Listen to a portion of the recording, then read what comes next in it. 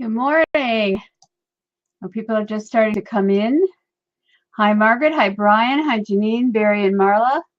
I've just gotten 4 more registrations for the course just now. It's like, oh my goodness. Okay. Dr. Ohkado, I'm going to turn on your text so we can make sure everything is okay. I've just opened it up. Good. Okay, thank you, Nancy. Perfect. Okay. Right now, you can keep your audio open. When we get to the part where I do your biography, I'll probably ask you to shut it off because sometimes there's sometimes we can hear a little bit of feedback. But I think everything is fine. I can't hear me through your speakers, so I think we're okay. So we'll hang on just a little bit longer and see. Probably about 5 minutes to give people a chance to come in. Hi, Adelson. Nice to see you. Everybody say hi and put where you are in the world and what the weather's like today. We finally are out of our thunderstorms, which were really amazing. There was actually a tornado in Hillsborough, which is about 20 minutes from here, I think, a few days back, which is kind of unusual. My goodness, Dr. Ohkado, you have inspired such an uptick in students in this course. I have my email open, and we've just gotten 2 more people just in the last 2 minutes, and Wow. we've 11 folks since I first started marketing your presentation. So people are interested. Whether or not they can join us today is another thing, but they'll be able to see They'll be able to see the recording when it's ready. Morning, Elias. Nice to meet you and see you here. Hi, Mark. Welcome back. Sun in the Pacific Northwest. That's lovely. Harrisburg, North Carolina. You're not too far away from us. Janine. Yeah, we're enjoying finally having sun. Even yesterday, we were dragging around the big umbrellas just in case. So let's wait a little bit longer. Hi, Brian. Hope everything's good in New Mexico. We have England, upstate New York. Adelson, I've forgotten where you are, Spain or Portugal? Oh, another spring snowstorm, of course. Mark lives in Indiana near Chicago. Spain, Adelson. Oh, welcome from Brazil. Marvelous. Jarko, welcome, Jarko. Jarko's on the phone line with Marla. So we're getting there. I think we'll wait another minute or so, and then we'll get going. Which I should find my PowerPoint. Am I up? Yes, it's up. Okay. I must have done that to begin with. All righty. Where in Brazil, Elias? If you don't mind my asking. We're going to have Professor Alexander Moreira Almeida will be with us in a couple of weeks. I think not next week. Next week, I think not next week. I should put up the schedule so I know what's happening. Oh, not yet. Thanks, Mark. I haven't had a time. Oh, Belo Horizonte. Oh, Minas Gerais is so beautiful. We were in Juiz de Fora, but we never, the plane set down in Belo Horizonte, but we never got to see that area. Otherwise, we've been in Sao Paulo and in Curitiba and Paraná. Such a big country and beautiful.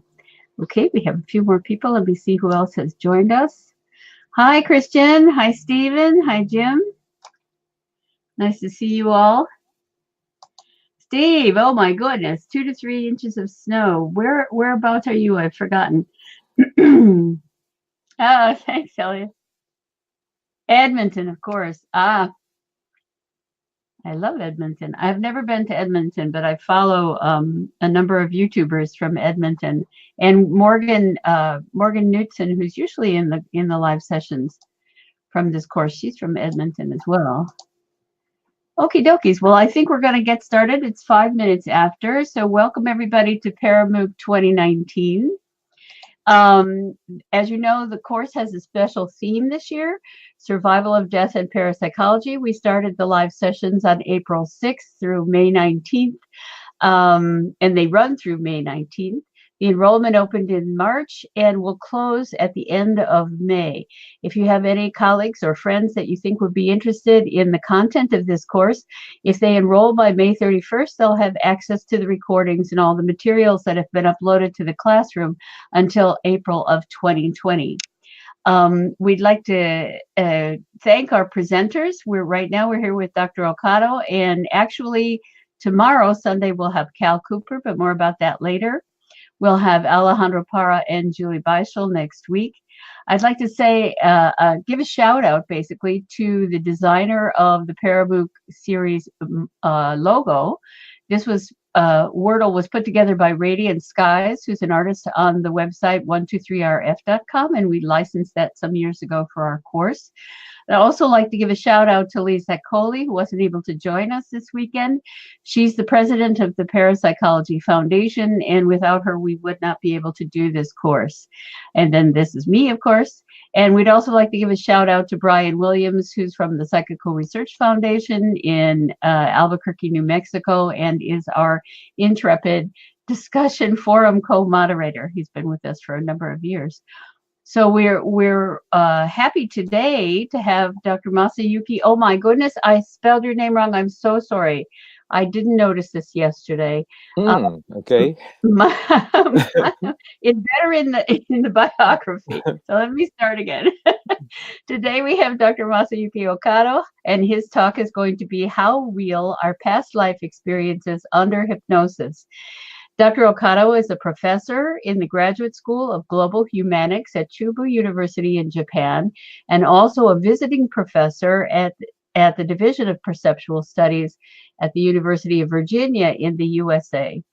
He has been working on past life experiences under hypnosis, children with prenatal, including past life and perinatal memories, near-death experiences, and other anomalous experiences. He is featured in a documentary film exploring children's prenatal memories titled Prenatal Memories of Children.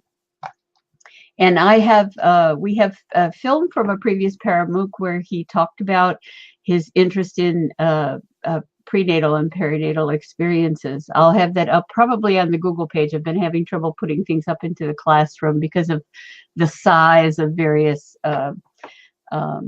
videos and materials, but they'll be there today. So the abstract of today's presentation is, the presentation explores the possibility of regarding past life experiences under hypnosis as possible recalls of real memories by reporting two studies conducted by the presenter. One is a case of a Japanese woman who recalled past life experiences as a village chief in Nepal, in which the subject was able to communicate in a language she did not know. The other is a questionnaire-based study comparing the features and after effects of near-death experiences and death experiences under hypnosis. So I'd like to welcome Dr. Ohkado, and let me put you back on your own PowerPoint, and I will get out of your way, and the floor is yours. Okay. Thank you, Nancy. Can you hear me? Thank you so much for attending this lecture, and Nancy, thank you for letting me talk about my work. So now let me start. Well, I'm here, and this is where the Parapsychological Foundation is. So I'm 13 hours ahead of time there, and it's 9 a.m. and I usually go to bed before 10, so at the moment I'm a night owl. And today, as Nancy said, I'm going to talk about two of my research. But before going into that, let me talk about my background briefly. Well, how have I come to investigate paranormal things? There are two lines. One is academic. And my academic interest was linguistics, and I was trained in that discipline, especially generative grammar. Generative grammar is a linguistic theory that regards grammar as a system of rules that generates exactly blah, blah, blah. So it assumes that our linguistic ability is hardwired in our brain, and it's usually called universal grammar.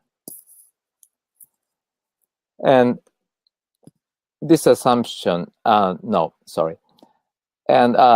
Chomsky founded this model of grammar, generative grammar. And from 1991 to 1992, I was given a chance to study at MIT, where Noam Chomsky taught, and had an exciting time there. But gradually, I became dissatisfied with the everything is in the brain approach. Well, it's true that the brain is the key organ that produces and processes language. This is clearly shown by studies on aphasia, the loss of language. This area, called Broca's area, is related to the production of language. So the damage in this area causes the loss of ability to produce language, Broca's aphasia or expressive aphasia. So in that case, you can understand what others say, but it's difficult for you to answer properly. On the other hand, this area called Wernicke's area is related to language comprehension. So damage in this area leads to the situation in which you can talk fluently, but you can't understand what others say, Wernicke or receptive aphasia. And this is a very simple language production processing model. When you hear someone speak, the content is interpreted and you understand. Likewise, if you have something you want to say, your idea is put into language structure, and pronounced. So if you have a problem here, or around here, you will have a problem in speaking what you want to say. And if you have a problem here, or here, you will have a problem in understanding what you hear. But no matter what damage you have in the brain, it seems that this part, concept center, is always okay. For instance, Jill Taylor, she's a brain scientist, and she recovered from a severe stroke on her left hemisphere. And she reflects her situation at the time of the stroke, saying, "Where I stopped thinking in language and shifted to taking new pictures of what was going on in the present moment. In the absence of my left hemisphere's negative judgment, I perceived myself as perfect, whole, and beautiful just the way I was. Language with linear processing was out, but thinking in pictures was in." So it seems that her concept center was not disabled. Then where can it be? Then there are cases of, say, hemispherectomy. In the 2002 issue of Lancet, researchers reported a case of a 7-year-old child who lost the brain hemisphere dominant for language at the age of 3, but became perfectly okay in using the language later. Similar cases are also reported. Okay, and furthermore, you are probably familiar with near-death experiences, and one of the best cases is the case of Pam Reynolds. She had a giant basilar artery aneurysm deep down in her brain and received a very special surgery nicknamed standstill. So her body temperature was lowered to 60 degrees. Her heartbeat and breathing stopped. Her brain waves were flattened, and the blood was drained from her head. So she was clinically dead during the operation. But she was able to see herself being operated and was able to hear a surgeon's words, met her deceased relatives, and talk with them. Okay, so again, her concept center appears to have been completely okay. So the deepest part of the language or thought, the basis of the language, is outside the brain, it seems. So examining language in relation to the brain was not deep enough. I also thought that the brain science was still very much premature. Well, the second line is not academic and probably no different from people in general. Untimely death of my best friend, my teacher, and others, and talk with the students at counseling sessions and social issues. These things led me to read many books on life and death. And one of the books, Creating the Value of Life, written by Ida Fumihiko, changed my life. In the book, the author introduced academic studies of near-death experiences, mediumship, and reincarnation, and suggested that we have academic evidence suggesting we do not actually die. I was amazed to know that there were academic studies on such topics and was very happy at first and recommended the book to people.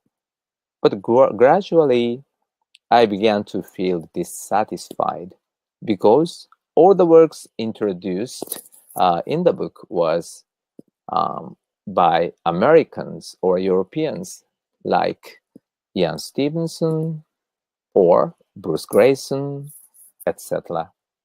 And I began to search for related works by Japanese, but found only very old ones and none by contemporary scholars. So it was surprising and unbelievable considering the importance of the subject.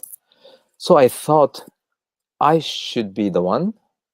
This feeling became stronger when I got to know that the reincarnation research by Ian Stevenson was strongly inspired by a Japanese case, the case of Katsugoro. Of course, he didn't read this, but an English translation by Lafcadio Han. And this is Ian Stevenson's first paper on children claiming to have past life memories, a prize-winning paper that changed his life and also the field of parapsychology. In the paper, Stevenson gave 7 examples in detail, and the first one is the case of Katsugoro. So, the Japanese case played an important role in the development of the new field of reincarnation study. And after more than 40 years of intensive investigation, Ian Stevenson and his colleagues had gathered more than 2,000 examples from all over the world. But there was no case of Japanese children who claim to have past life memories. So I thought some Japanese should do some serious research. And I thought, well, that might be me. And also, I came to realize that there was virtually no study of near-death experiences by Japanese researcher, at least no study written in English. This is a handbook on near-death experiences summarizing the 30 years of intensive investigations, but it does not cite a single reference by a Japanese researcher. Near-death experiences were well known among the general public in Japan also, but most scholars did not regard them as a topic of academic investigation. And this situation made me think that some Japanese should work on this, and I thought again that might be me. Okay. Just a minute.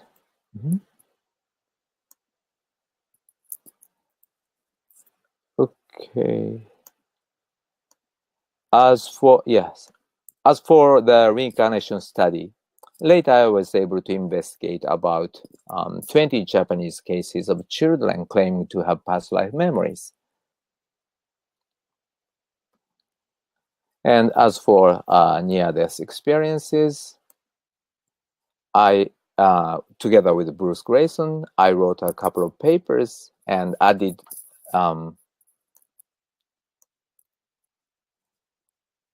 I was able to publish a paper on Japanese near-death experiences. And I think this is the first paper on Japanese near-death experiences written by Japanese in English. This is the paper. And last year, the International Association for Near-Death Studies published a book, Foundations of Near-Death Research and Phenomenological Map. It's a book looking back the nearly 4 decades of near-death experience research. It's an anthology of 25 landmark research articles, and my work with Bruce Grayson was chosen as one of them. But these were later developments, and let's get back to when I thought I have to do something. Where can I start? I had never academically studied children with prenatal or special memories, nor had I studied near-death experiences. Well, since my expertise was linguistics, I thought I should do something related to language. Okay, so now comes the first half of the main part. Yes, xenoglossy and the hypnosis. Well, the word xenoglossy comes from xenos, foreign, and glossa, language. And there's a similar word, glossolalia, also from Greek, and it comes from glossa, tongue, and lalia, talking. But you know, the word glossolalia, speaking in tongues, is usually used in religious situations. For example, no, sorry. Yeah, to refer to the well-known episode in the New Testaments. On the day of Pentecost, the followers of Christ received the Holy Spirit, and they began to speak in languages they had not known. And because of this religious flavor, the word xenoglossy is usually used in parapsychology. Okay. And I found that past life regression therapists report that their clients sometimes start speaking in a foreign language in past life recalls. For instance, Dr. Brian L. Weiss, some of these patients could speak foreign languages in their past lives that they'd never learned or studied in this one. Then I thought, well, if what they claim is true, and if the language the subject speaks really matches the historical stage of that language in the particular period to which the subject is regressed, it would be a very strong piece of proof for reincarnation. Excuse me. I contacted some of these authors and asked if I could borrow their data, but it turned out that none of them had real data. And then after a long search, I found that this is a book written by a former school vice president who is also a past life regression therapist. And this book reported a case of a Japanese woman who recalled past life memories as a village chief in Nepal. And in the book, the participant of the study talked about his own or her name, Ratalaju, and his family members' names, and also the village name and the place the village is located. And also the participant talked about what he ate and that he didn't have a calendar. Furthermore, as a response to the author's or therapist's request,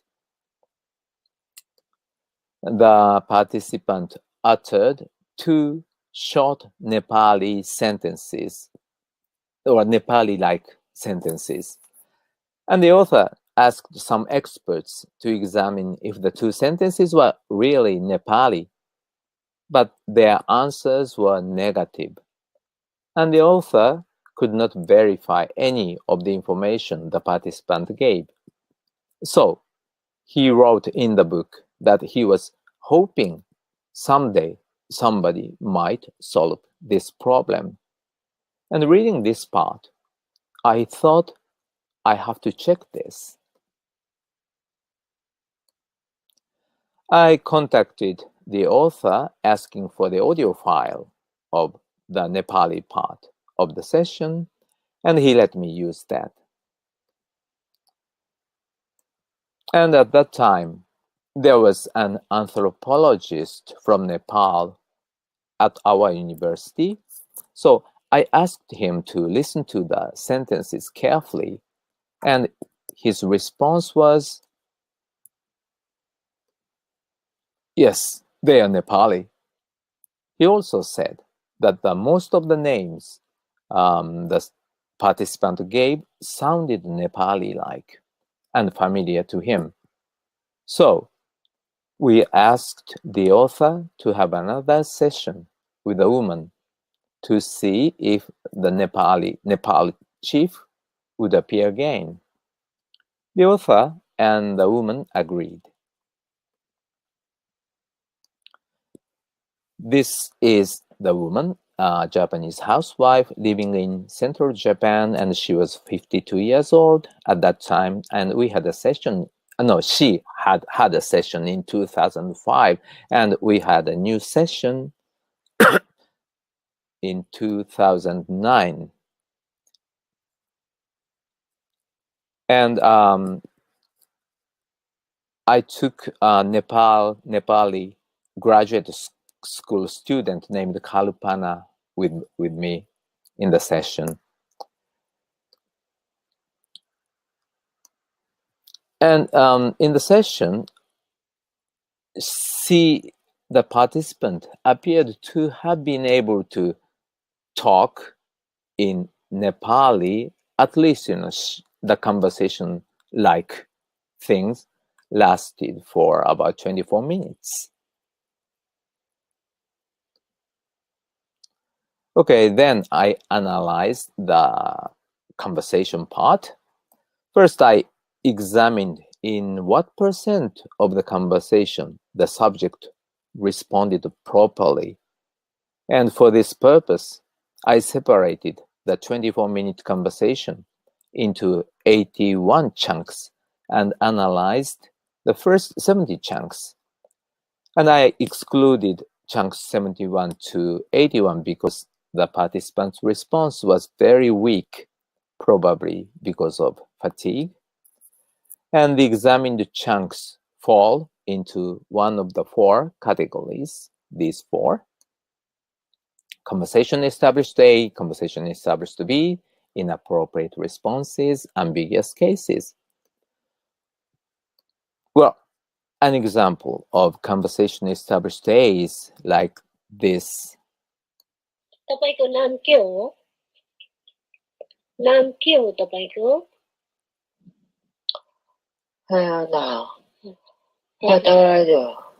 Okay, so in this chunk, the participant answered correctly or properly by saying my name is Ratalaju. This kind of conversation is classified as conversation established A, and this is B. For instance, कति वर्ष हुनुभयो? कति वर्ष हुनुभयो?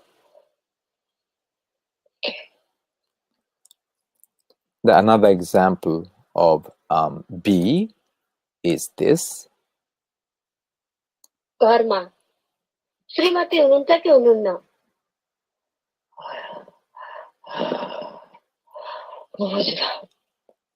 Okay, so in these examples, the participant did speak in Nepali, but her ability to use the language can be questionable. By saying, such expressions like ke or bujina, I don't know, one can make believe that he or she can speak Nepali, even if actually he or she can't speak it at all. Because of this possibility, these types of chunks are classified separately. And inappropriate responses, an example is this. तपाईं के काम गर्नुहुन्छ?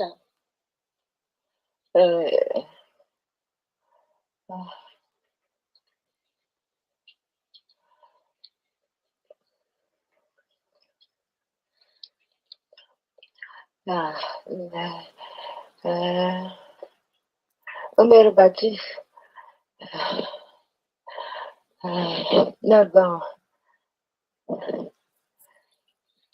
Yeah, so Ms. Kalpana asks for the information about Rataraju's work, but the participants says she's 25 years old and Nalu village. And an ambiguous case is this. तपाईको छोराको नाम के रे?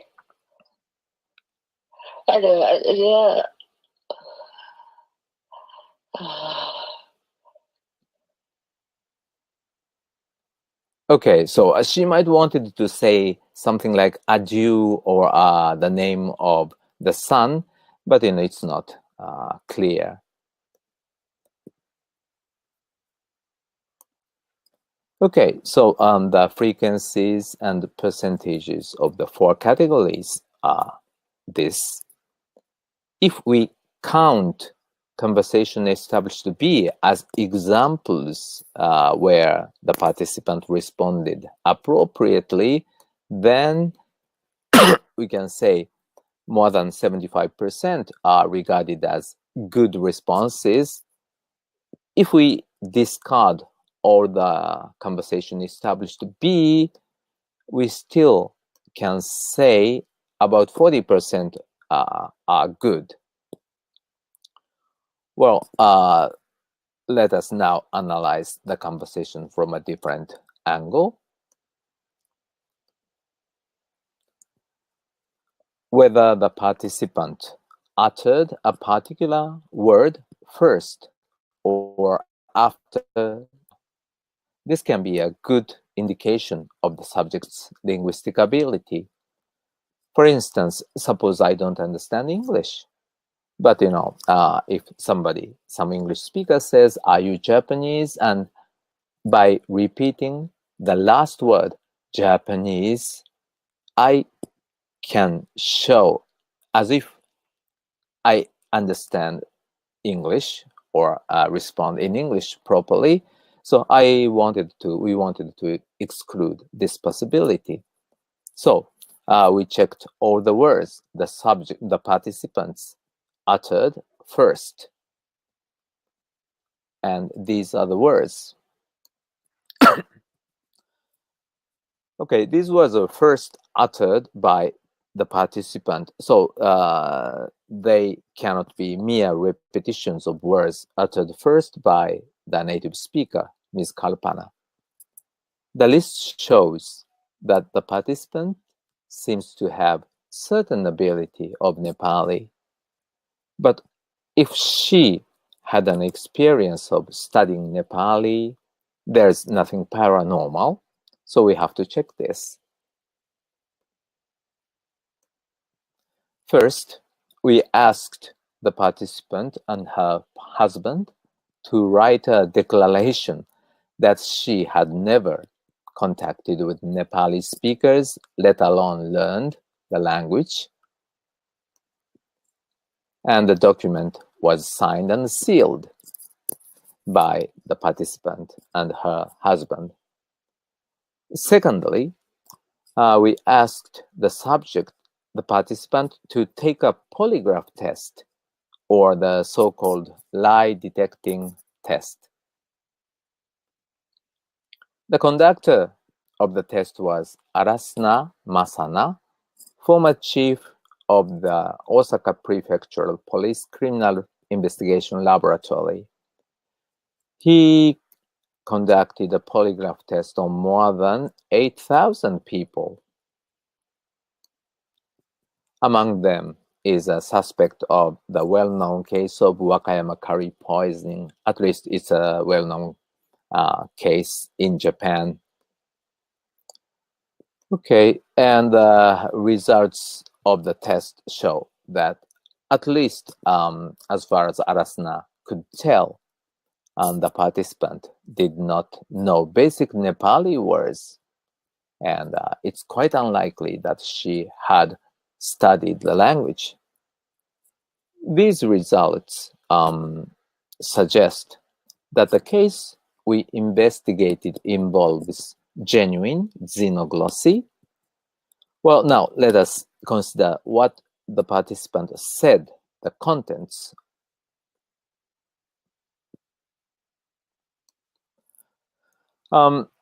This slide lists the basic information the participants provided in the new session.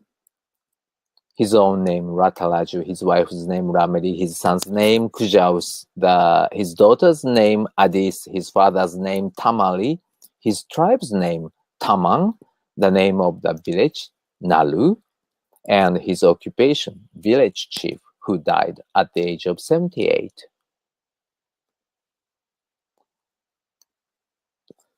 The participant had already given the name of the village, Nalu, in the first session, and the author of the book had attempted to find it in vain. After this new session, I participated in the search, and finally, we found it. Nalu is a really small village in the Lalitpur district in Nepal. And according to the census data, most people are Tamang, as the participants said.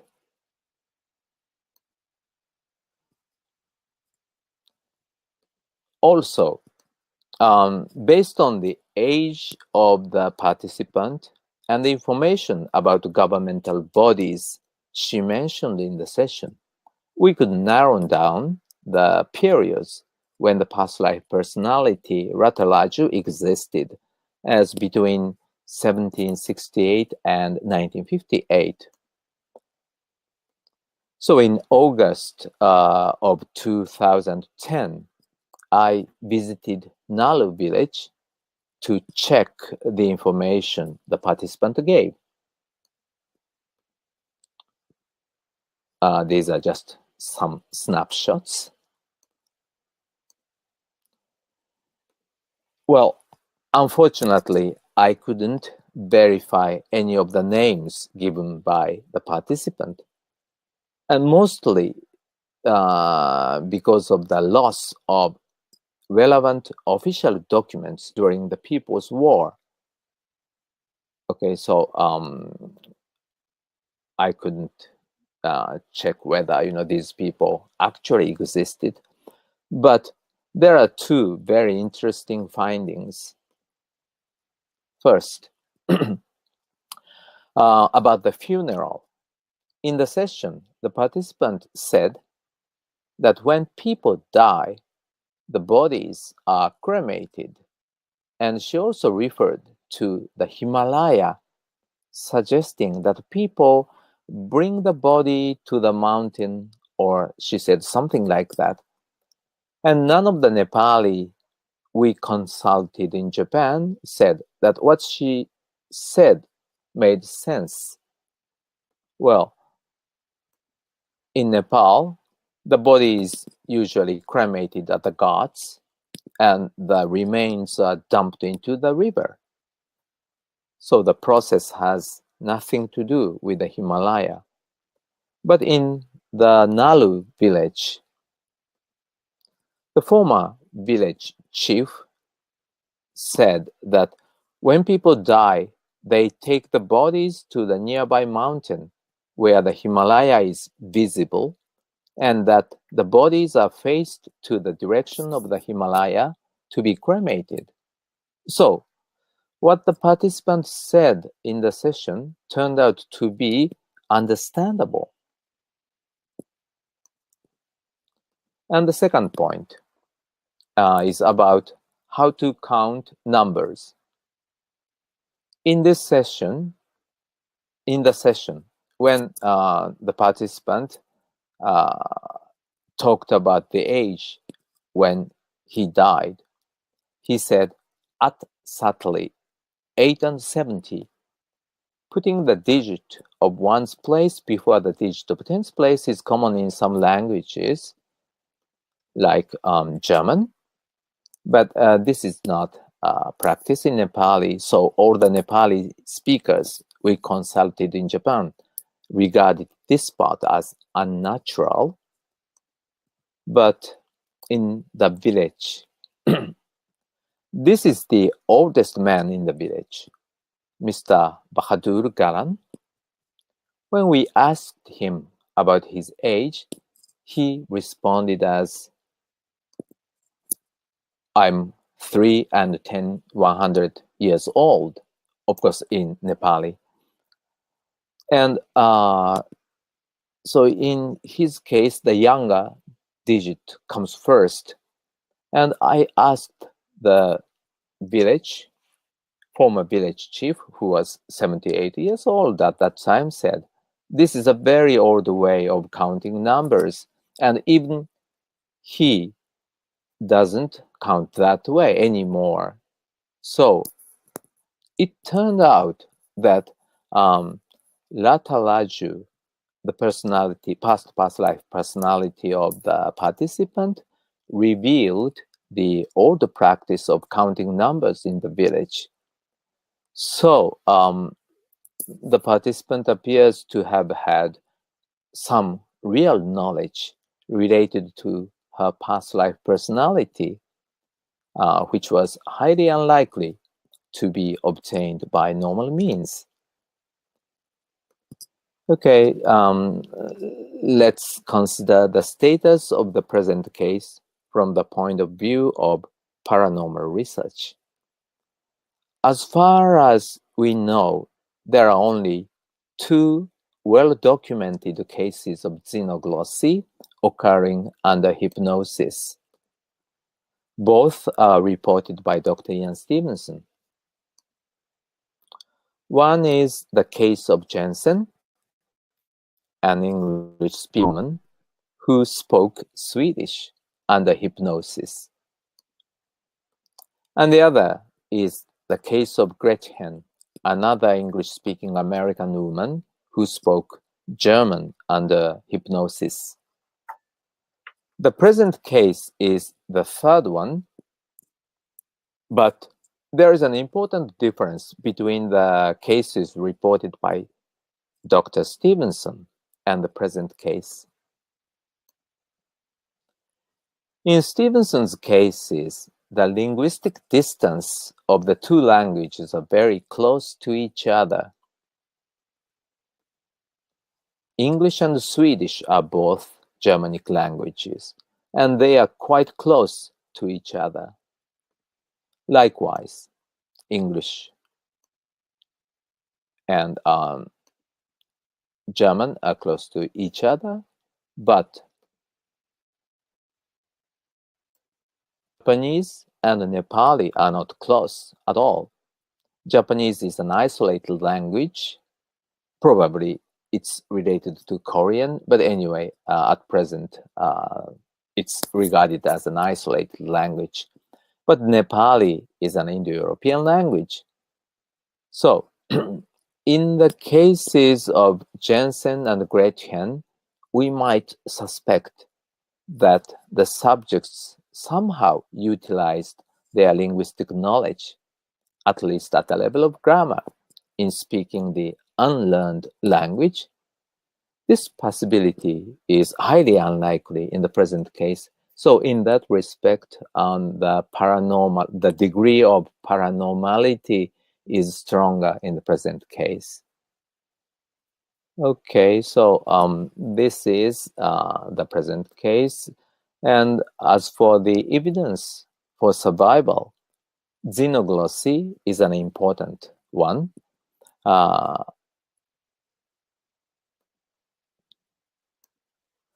subject appears to have, some knowledge related to the Nalu village in Nepal. And one interpretation is reincarnation. She was indeed a Nepali village chief.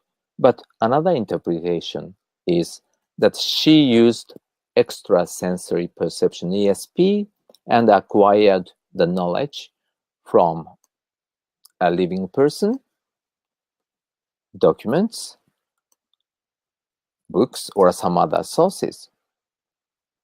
The existence of ESP is experimentally shown to be true, so this possibility cannot be excluded. But what about language? Knowledge is one thing, but skill is quite another. It's not something you can get instantly.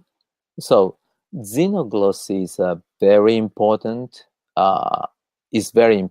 as a possible piece of evidence for the survival of human consciousness.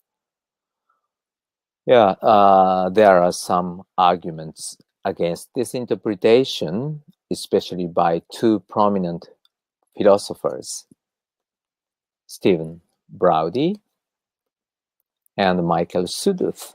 And Steve will give a talk in this ParaMOOC series, and I believe he will talk about the problem. So please be sure to check Steve's presentation if you are interested in this issue. Okay, now let me talk about the second part of my research. Death experiences under hypnosis.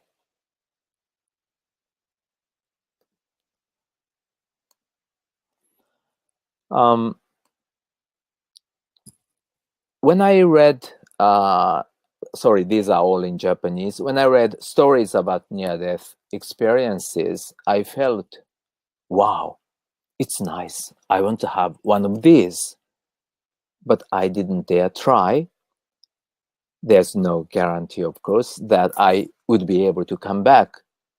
Then I came to think, a past life regression therapy.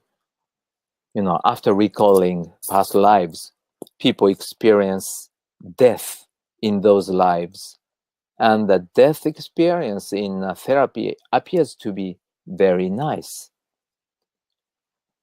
For instance, Wambach says, "There's no doubt from the report of my subjects after they awoke from the hypnosis that death was the best part of the trip. Again and again, they reported how pleasant it was to die, and what a sense of release they had after they left their bodies. Even subjects who had had a considerable fear of death prior to the workshop told me that after having experienced the death in the past life, they lost their fear of death." Okay, but since there was no hypnotherapist around me, I bought CDs and videotapes produced by regression therapists and tried them. I was able to relax, but nothing special happened for about 3 years. Then in summer, in 2009, I attended a conference of the International Society of Life Information Science, one of the 2 or 3 rare academic societies that accept parapsychological topics. I attended this to present a paper on xenoglossy, which I have just talked about. And among attendants were practitioners of various therapies, including past life regression therapy, and I had a chance to experience a session there. Well, in the session, I recalled a life of a woman living in the late 16th century England with 3 children, having gone through various losses. The loss of a child, the loss of another child and the husband in a war or something. But the death part was profoundly good. Especially good was the encounter with the light and the experience of being embraced by the light. One of the messages I was given from the light at that time was, "You are heading the right direction. Keep on going." This made deep sense to me. As I said, I presented a talk on xenoglossy at the conference. This was my first parapsychological presentation. A study on past life is definitely a topic my academic friends and colleagues are happy about. And I was a little bit afraid, so the message from the light was a really great encouragement at that time. The after effect of the experience was also profound. I felt that my heart chakra was completely open and thought, "Wow, I'm a man of love." Well, it's closed now, so I'm not a man of love anymore, but I was at that time. And everything around me was shining with life energy or love energy. Well, no part of my recall has verifiable features, and even though it was super real to me, that doesn't guarantee that it was a recall of the real memories.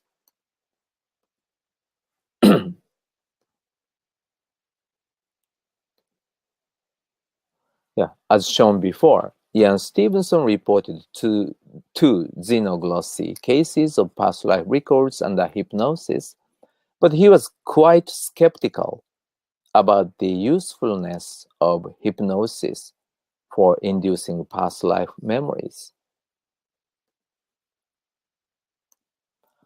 And he gives good reasons for that conclusion in his, probably most popular book. Well, whether recalled past life memories are real or not, it is worth studying whether death experiences under hypnosis are phenomenologically close enough to near-death experiences.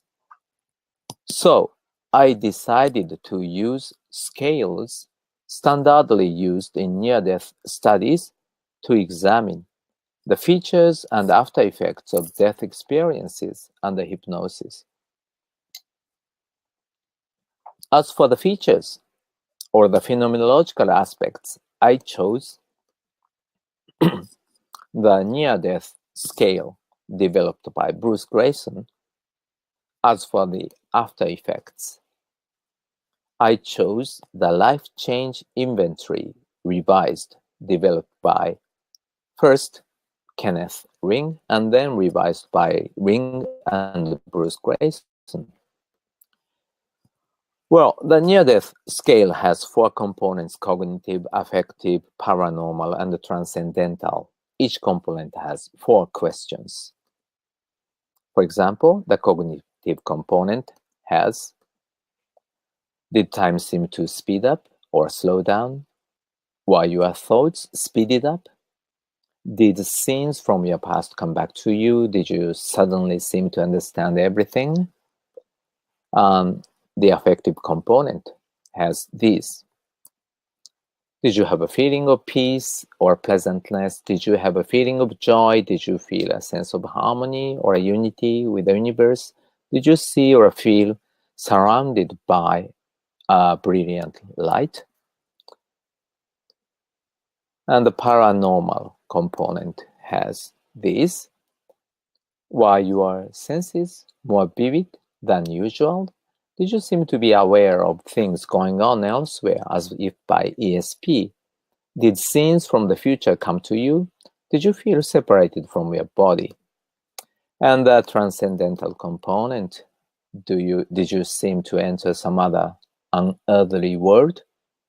Did you seem to encounter a mystical being or presence or hear or an unidentifiable voice? Did you see deceased or religious spirits? Did you come to a border or a point of no return? And these questions have 3 possible values. For this question, did you seem to enter some other unearthly world? The answer no has 0 point. Some unfamiliar and strange place is given 1 point. A clearly mystical or unearthly realm, this is given 2 points. So the minimum score you get is 0 and the maximum is 32. And Grayson says that experiences with the score higher than 6 are regarded as near-death experiences. How about this one? This is a little bit complicated, so let me just introduce the essential part. It has 50 items, which fall into one of the 9 components: appreciation for life, self-acceptance, concern for others, concern with worldly achievement, concern with social planetary values, quest for meaning, sense of purpose, spirituality, religiousness, and appreciation of death. For instance, the first component, appreciation for life, has these 4 items. My appreciation for the ordinary things of life has. My reverence for all forms of life has. My appreciation of nature has. My sense of the sacred aspect of life has.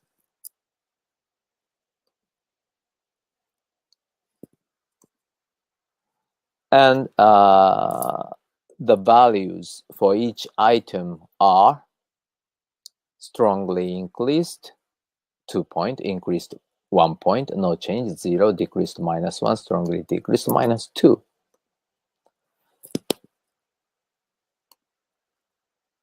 Okay, and responses of the participants are analyzed in 2 ways. First, it is analyzed whether the score for each component is increased or decreased by calculating the average score in each component. So the highest score is +2 and the lowest is -2. It is expected, for instance, that the appreciation for life increases, but concern with worldly achievement decreases. Excuse me, yeah, this is the correct slide. Second,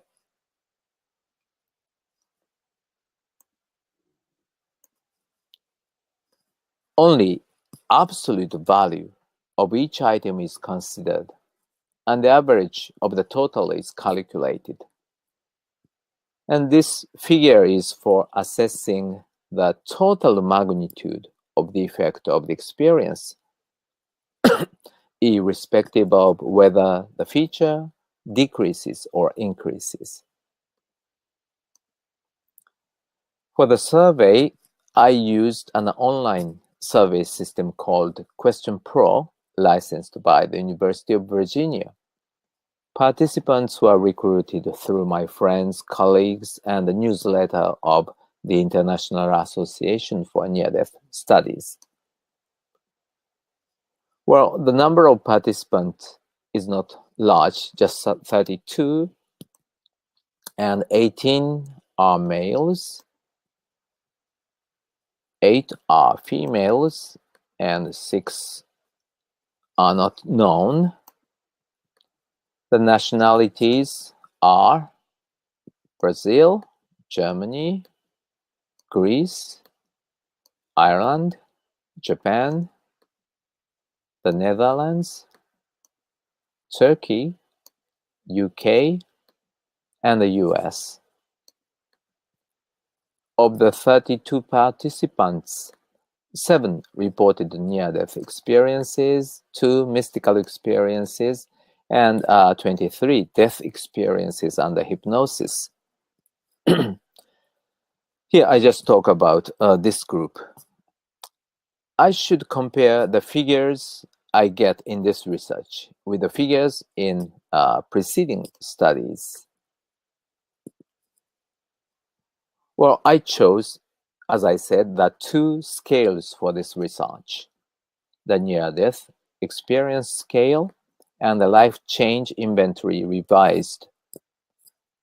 When I did this research in 2014, Goza, this paper was the only study of near-death experiences using the life change inventory revised.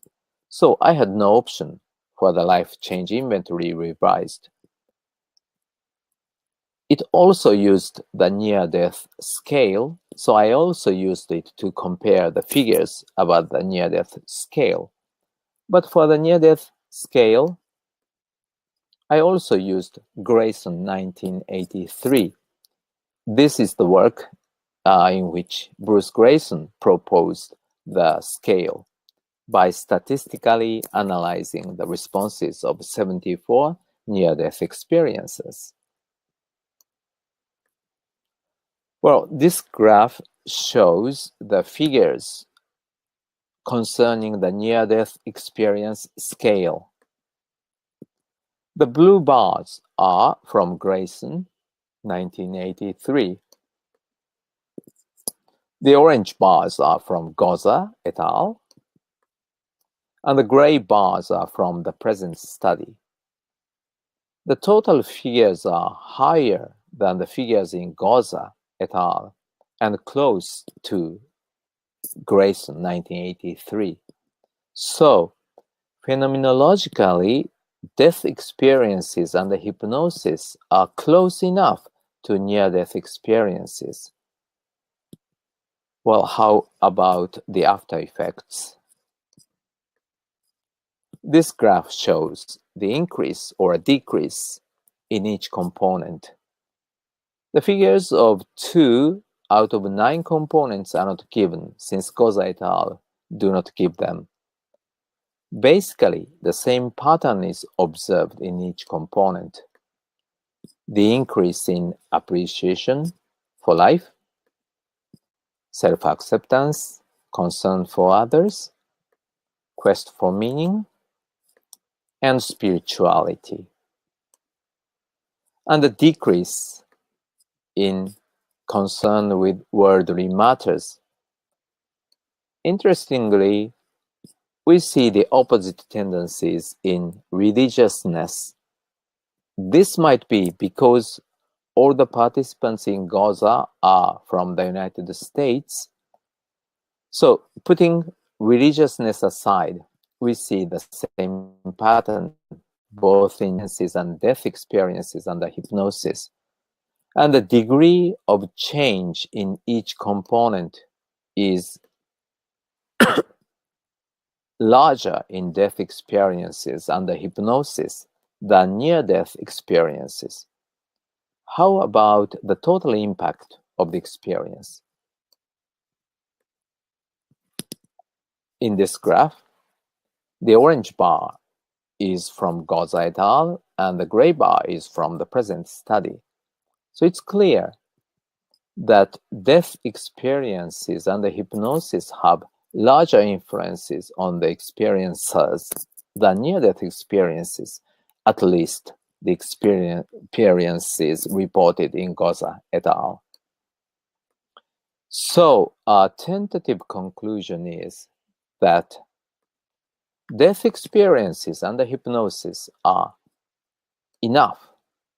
close enough to near-death experiences, both in phenomenology and after effects. If near-death experiences are real experiences of having a glimpse of the afterlife, as some researchers suggest, and many experiences strongly believe, death experience under hypnosis is a safer way to have a glimpse of the afterlife. Well, today I talked about this. Of the 2 studies, the first one presented an additional direct piece of evidence for survival of consciousness, and the second one has presented an only indirect evidence for the issue, but shows the potential profound importance of hypnotic regression therapies. It can give people deeper understanding of how that death is like. Before closing this presentation, let me briefly talk about how I look at the paranormal phenomena, especially phenomena suggestive of the survival of human consciousness.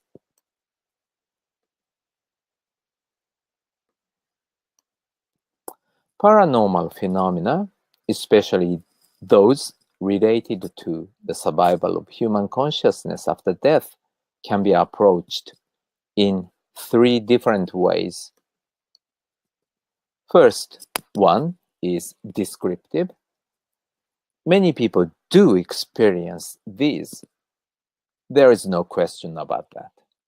So, as people's important experiences, describe them as reflections of human nature, psychological, physiological, or whatever. That's important. Second approach is analysis-oriented or verification-oriented, as analyzes whether the phenomena are real in the natural world, and if they are real, then what mechanism accounts for them. The third approach is application-oriented. Many of these phenomena have psychologically or even physiologically positive effects.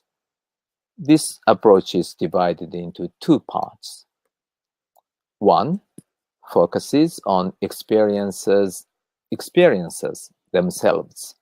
For instance, those having near-death experiences or related ones will have lesser degree of fear of death, or those experiencing after-death communication with loved ones will be psychologically healthier than those without such experiences. The other focuses on non-experiencers who have come to know that these phenomena do exist. A couple of studies have shown that such knowledge can increase the sense of purpose. So, although today's focus was on this, the other approaches are also very important and should be pursued. That's what I think. Well, thank you so much for paying attention. Thank you. Thank you so much, Dr. Ohkado. This was a wonderful look not only at original research, but at these two kind of important prongs of looking into past life regression. And as I had mentioned in the chat, when I was first in parapsychology and had first gotten to know the folks at the Division of Perceptual Studies, Dr. Stevenson's feelings about past life regression were very much in evidence, and you just never spoke about it, never accepted the possibility that there would be useful research there. And that's obviously changed over the years. And I was grateful to see that you mentioned Helen Wambach's book, because I think that was the first time that I really started to think, my goodness, this is really an area that can provide evidence as well. And then there have been some articles and so on about how you can use past life regression as a source of verifiable information, and also just from the clinical psychology side, the impact that past life regression can have on people in when used in narrative therapy or other kinds of narrative psychotherapy or other kinds of clinical approaches. So thank you very much. This is absolutely excellent. And I think the group is very happy about this. There's lots of thank yous and verbal applause. Very clear and very nicely done. So folks, if you have any further questions or comments that you'd like to make, please put them in the chat. Well, Martin is asking, why would the after effects of death experiences under hypnosis have more effects than an NDE? Well, it depends on the participants. So in that particular study I cited, the participants were, former soldiers working in, where was that? Maybe Iraq. And so they had a special types of near-death experiences, and that might account for the lower degree of effects. But I'm not sure. Or maybe in my study, it's not a randomly selected participants, and those reported were those who had a really high experiences.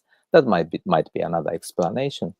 Thank you very much. It's a very important point, and at the moment I don't have a clear answer to that. Thank you. An unclear answer is always motivation for more research, though. So that's that's kind of wonderful. Yeah, Adelson thank is you. saying in your presentation you said that there are only 3 well-documented cases of xenoglossy and past life regression. Do you think we can expect more such cases? Please do that for us. So someone will conduct another research.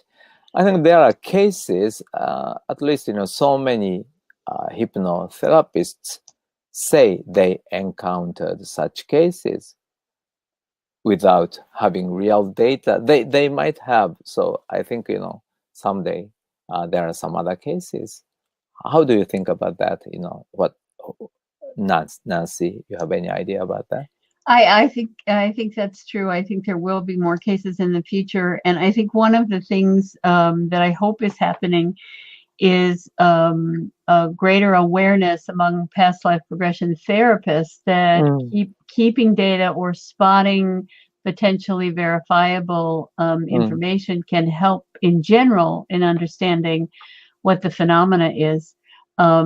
I know that Dr. Stanley Krippner has been involved in the development of narrative psychotherapy, and I was lucky enough to have done some of the page production on 2 of the books that he brought out back in the 90s, in which there were some very interesting cases, the majority of which, though, didn't provide detail that could be verified, but certainly they were having an impact on the individuals who had those experiences. So I'm sure, given how interested people are in this type of therapy or just experience, that there'll be more in the future. And having you do more serious research on this as well, I think inspires people to do, just as you were inspired.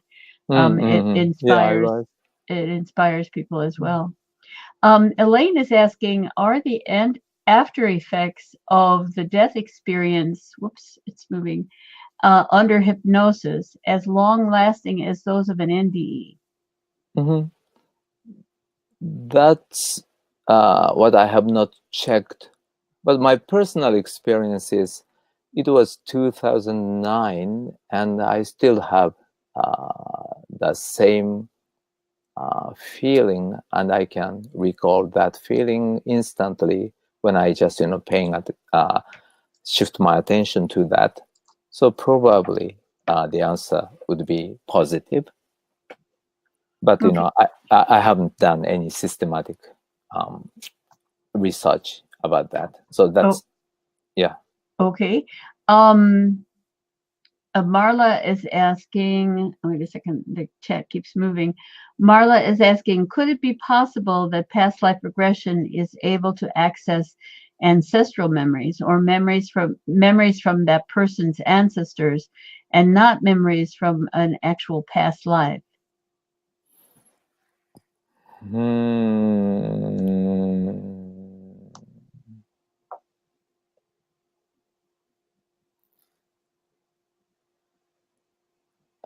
Well, in that case, rather than memories, but maybe one possibility is that you can encounter your ancestors directly as a case of after-death communication.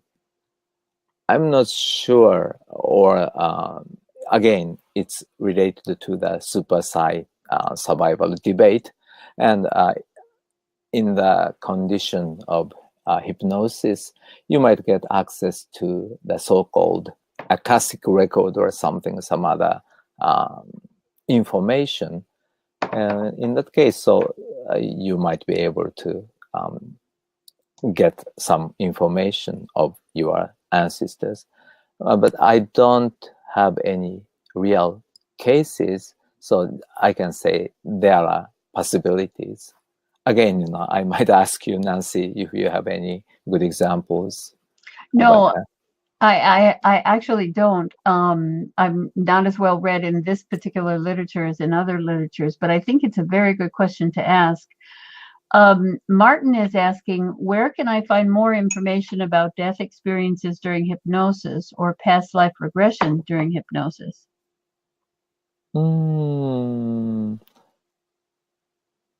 As for death experiences under hypnosis analyzed, I think my work is the only one.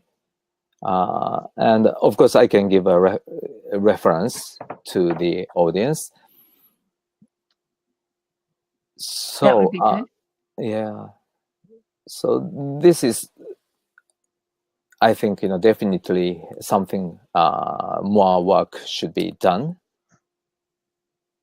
Yes, that's all I can say at the moment. Yeah, I think you're right. In the chat, they're mentioning a person named Peter Ramster, who has reported such cases and has a database, and Michael Newton, who's the author of Journey of Souls, and he has a version of past life regression therapy, which he teaches. And he's the individual that's got the interview, or the database rather. Marla's asking again, is it possible that memories can be inherited? You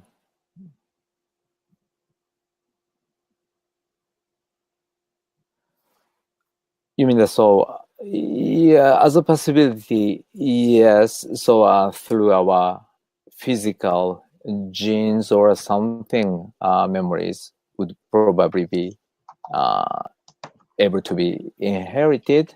Yeah, but I'm not sure whether the episodic memories can also be inherited through that mechanism. Theoretically, yes, but I have no idea, what kind of limit we have about the time. Yeah.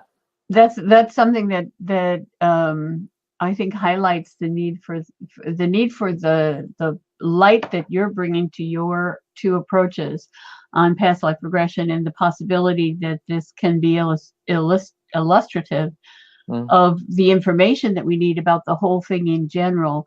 And that the more these kinds of studies are done, the more I'm sure there'll be people who are interested in genetic memory and the possibility that some of these experiences can be passed down. I mean, Mark was just discussing, just mentioning that he thought that Holocaust trauma has gone down in the genetic record to the next generation. And I read something recently about another type of genetic memory that that also has that kind of emotional sort of fear-based response to experiences that ancestors had, but I don't remember now where I read it or who wrote it. But I think as you go into the linguistics of it and the psychology of it and the verifiability of it, and then the genetics of it, the whole question just expands out into a kind of multidisciplinary domain. And that, I think, is super useful. It may take some time for all those pieces to build up, but that's very useful, I think, in terms of trying to understand the core experiences as well. I always think it's interesting when Carlos is very interested in spiritism and Kardecian spiritism. And spiritism, one of its differences from spiritualism, the Anglo-American kind of version of understanding mediumship and survival and so on, is that Kardecian spiritism, for them, reincarnation is an absolute tenet of what they're talking about. The mediums talked about reincarnation. It's in the doctrine. Kardec talked about it. We've met a number of spiritists who have dreams that seem to be about past lives, as well as past life regression experiences, as well as memories and that kind of thing. They run the whole gamut. Whereas in Anglo-American spiritualism, in general, historically, reincarnation was not part of that belief system. And in effect, there was a bit of 19th century battling going on between spiritualism and spiritism on that point. So I think that's very interesting that we're getting both of these kinds of arguments in the chat as well, because we're at such an early stage of understanding what's going on here and how it relates, that I think all options are open and all avenues of research are open as well. So very interesting. Thank you. Yeah. Any more questions, folks?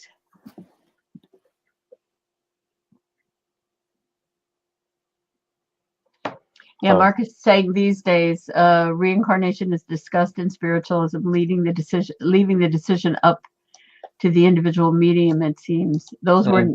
mm. That's nice to know because that's kind of an opening of what was going on at the beginning when both spiritualism and spiritism were kind of establishing their territories. Right, and in the Anglo-American or tradition, mediums did not say there are reincarnation processes, right? I mean, at least the communicators through mediums verbally explicitly said that the reincarnation is not real. Is that Yeah. right? I think especially around the 19th century in the Anglo-American context, like Eileen Garrett, for instance, the founder of the Parapsychology Foundation, absolutely was not interested in reincarnation and did not believe that it occurred. However, she was fascinated enough by Ian Stevenson and his work that she was one of the she basically funded his very first trip to India and then continued to fund him over time in his investigation. So she was intellectually not closed to the idea, but personally not open to it either. And she was she's kind of an extraordinary intellectual in the sense that ambiguity did not bother her in the least, and she was able to kind of hold all possibilities open and help support some of the research as well. Yeah, that's nice. That was nice. And the trend is now, shifting. And Stevenson's approach did play a very important role. Yep. Okay. Thank you. I think that's true as well. Yeah, Mark is saying I'm in a spiritualism seminary now. The teachers and the mentors discuss. They don't want to challenge the fundamentals of spiritualism nor dismiss something that's a reality. So yeah, intellectually and personal, it's akin to the differences between religiously and spiritually, different approaches. And he gave us a YouTube video as well. So yeah, very interesting. Well, go ahead.